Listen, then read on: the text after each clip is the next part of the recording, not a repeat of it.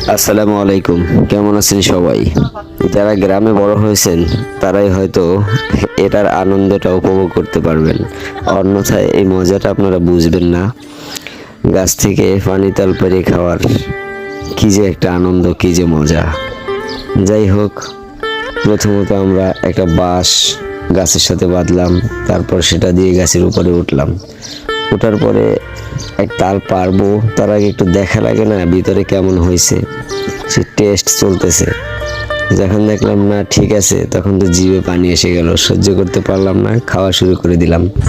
আজকাল সাধারণত বেশি একটা তাল গাছ দেখাও যায় না, যাও আছে তাও এখন চড়া দামে বিক্রি হয়ে যাচ্ছে এই তালগুলো শহর বন্দরে।